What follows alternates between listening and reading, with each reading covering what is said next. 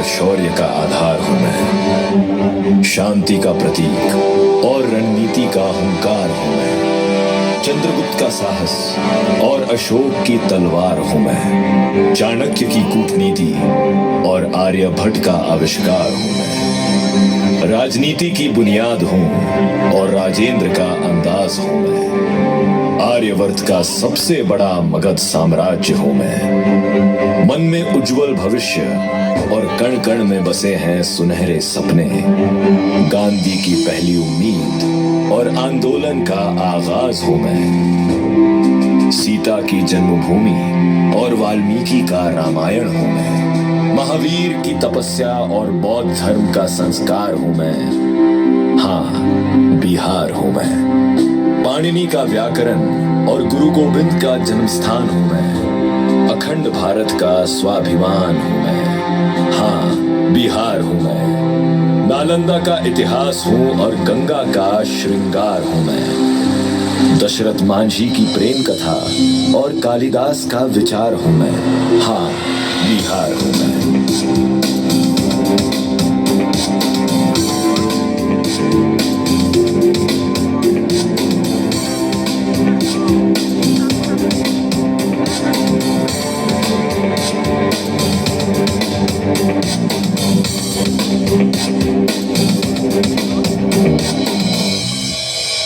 यूं तो मेरा इतिहास बहुत पुराना है, पर 22 मार्च 1912 को बंगाल से अलग होने के बाद बिहार राज्य के रूप में मेरा जन्म हुआ। पिछले 113 वर्षों में मैंने कई उतार चढ़ाव देखे और हर संकट के दौर से हम मजबूत बनकर उभरे।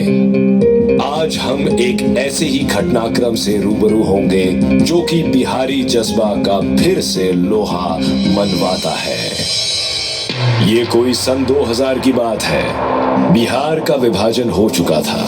खान खदान, कल कारखाने, जंगल पहाड़ सब झारखंड में चले गए थे और सरकारी खजाना लगभग खाली हो चुका था।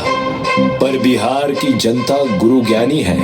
उसने गगन में होने वाली धीमी धीमी आवाज को सुन लिया। 24 नवंबर 2005 को नीतीश कुमार ने मुख्यमंत्री पद को संभाला। मुख्यमंत्री ने पद संभालने के बाद कहा कि भले ही कल कारखाने, खान खदान झारखंड चले गए हों, पर हमारी माटी, हमारे मेहनतकश लोग और हमारी विरासत हमारे पास है और इसी के बल पर हम आगे बढ़ेंगे।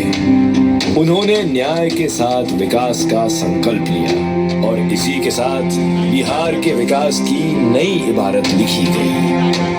चाणक्य ने आज से लगभग 2300 साल पहले बिहार की किसी पावन धरती पर अर्थशास्त्र लिखा था और नीतीश कुमार ने चाणक्य से प्रेरणा लेकर बिहार की आर्थिक स्थिति पर काम करना शुरू किया। जब उन्होंने आते के साथ अधिकारियों को 8000 करोड़ का प्लान बनाने को कहा, जो कि पिछले साल के अनुपात में 2 गुना था, तो वे भौचंक रह गए। 2006 से 2007 के वर्ष में 8250 करोड़ का प्लान बना। योजना कार्यों पर खर्च बढ़ा तो विकास की यात्रा शुरू हुई। प्रत्येक वर्ष विकास दर 2 अंकों में बनी रही। कानून का राज स्थापित करने के लिए पहले आर्मी से रिटायर्ड जवानों को स्पेशल ऑक्सिलरी पुलिस (SAP) के रूप में शामिल किया और बड़े पैमाने पर पुलिस कर्मियों की बहाली की गई। स्पीडी ट्रायल सिस्टम लाकर त्वरित न्याय की प्रक्रिया की शुरुआत की गई। लोग भयमुक्त होकर घर से निकलने लगे और बाजार ने गति पकड़ी। बिहार पहला ऐसा राज्य बना जिसने लोक सेवाओं का अधिकार कानून पूरी तरह से लागू किया और प्रशासन में पारदर्शिता को बढ़ावा देने के लिए मुख्यमंत्री ने प्रत्येक मंत्री और अधिकारियों से संपत्ति की घोषणा करने को कहा। शासन का हित प्रजा के हित में ही है और इसी कड़ी में प्रशासनिक सुधारों को बढ़ाते हुए जनता दरबार कार्यक्रमों की शुरुआत की गई ताकि जनता से सीधा संवाद हो सके। आगे चलकर ये बिहार लोक शिकायत निवारण अधिकार अधिनियम एक कानून के रूप में परिणत हुआ एवं बिहार प्रशासनिक पारदर्शिता में अग्रणी राज्य बना। मुख्यमंत्री ने अपने आप को केवल अपने दफ्तर और शहरों तक सीमित नहीं रखा, बल्कि विकास और बदलावों का जायजा लेने हेतु कई औचक निरीक्षण और यात्राएं भी की। अपने कार्यकाल की शुरुआत में उन्होंने वैज्ञानिक सोच पर जोर दिया। जब 2009 में पूर्ण सूर्य ग्रहण हुआ तो आर्यभट्ट की जन्मस्थली तरेगना में वैज्ञानिकों के संग एक आयोजन किया और ग्रहण के दौरान चाय बिस्कुट का सेवन कर अंधविश्वास को चुनौती दी।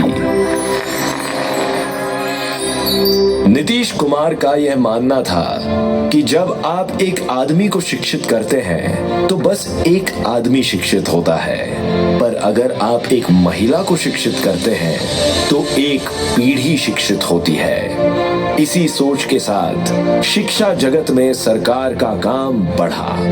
12.5% बच्चे विद्यालय से बाहर थे, जो अब घटकर 1% से भी कम रह गए हैं। नामांकन में बालिकाओं की संख्या लड़कों की तुलना में काफी कम थी। बड़ी संख्या में बच्चे प्राथमिक शिक्षा प्राप्त कर स्कूल छोड़ देते थे।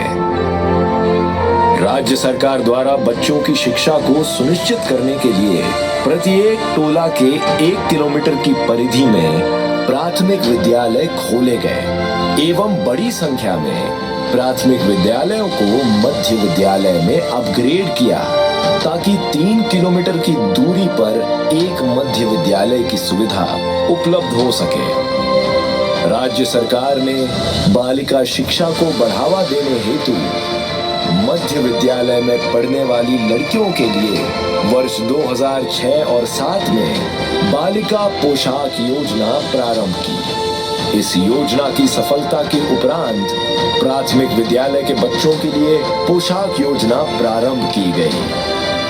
दूरी की वजह से लड़कियां हाई स्कूल जाना बंद कर देती थीं। इसे रोकने हेतु राज्य सरकार ने वर्ष 2007-8 में कक्षा 9 में नामांकित होने वाली बालिकाओं के लिए मुख्यमंत्री साइकिल योजना प्रारंभ की। वो एक दिन की घटना अद्भुत थी जब पटना जिला में अनुसूचित जातियों की 100 छात्राओं को मुख्यमंत्री के समक्ष साइकिल दिया गया और वह लड़कियां जब स्कूल ड्रेस में एक साथ साइकिल चलाती हुई बढ़ी तो ऐसा लगा मानो सामाजिक क्रांति उड़ान भर रही हो।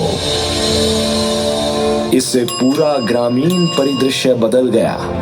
बालिकाओं का आत्मविश्वास बढ़ा और घर पर उनका सम्मान बढ़ा।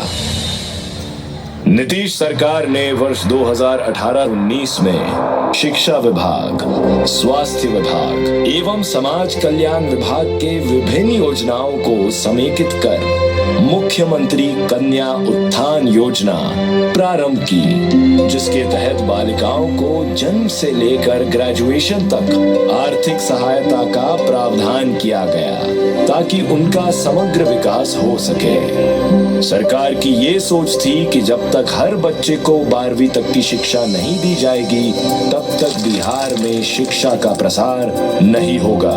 और यह भी आइडिया आया कि सभी पंचायतों में उच्च विद्यालय खोलकर शिक्षा उपलब्ध कराई जाए तो लड़कियां शिक्षित होंगी, उनका विवाह सही उम्र में होगा और राज्य का प्रजनन दर घटेगा। इतना ही नहीं, विद्यालयों के व्यापक पैमाने पर आधारभूत संरचनाओं का निर्माण एवं जीर्णोद्धार कराया गया। इसके अलावा सबला, मीना मंच, हुनर, ज्ञान ज्योति, बाल संसद, मुख्यमंत्री शैक्षणिक परिभ्रमण योजना, छात्रवृत्ति योजना और किलकारी जैसे कार्यक्रम चलाए गए। जहां एक तरफ विद्यालय तक बच्चों की पहुंच सुनिश्चित करने हेतु नए विद्यालय खोले जा रहे थे, वहीं दूसरी तरफ शिक्षकों की भारी कमी को देखते हुए नीतीश सरकार ने बड़े पैमाने पर शिक्षकों की बहाली विकेंद्रीकृत रूप से पंचायती राज संस्थानों के माध्यम से की। बिहार देश का पहला राज्य बना जिसने प्रारंभिक शिक्षकों की बहाली में 50% आरक्षण महिलाओं को दिया। वर्ष 2023 में इसी सरकार ने निर्णय लिया कि अब नए शिक्षकों की बहाली बिहार लोक सेवा आयोग द्वारा की जाएगी एवं प्रथम चरण में लगभग 1,20,000 शिक्षकों की बहाली कर पूरे देश में कीर्तिमान स्थापित किया। उच्च शिक्षा में कई सुधार किए गए। समय पर शिक्षकों को वेतन, हर विश्वविद्यालय को शैक्षणिक कैलेंडर निकालने को कहा गया ताकि समय पर पढ़ाई, परीक्षा और परीक्षा फल निकले। पुराने पाठ्यक्रम में सुधार किया गया और कई व्यावसायिक कोर्स चलाए गए। बिहार में राष्ट्रीय स्तर के ख्याति प्राप्त संस्थानों की कमी थी। बीआईटी मेसरा को न केवल सरकार ने जमीन उपलब्ध कराई बल्कि उसे भवन निर्माण एवं आधारभूत संरचना के लिए आर्थिक मदद भी की। बिहार सरकार ने आईआईएम अहमदाबाद के तर्ज पर चंद्रगुप्त प्रबंधन संस्थान की स्थापना की।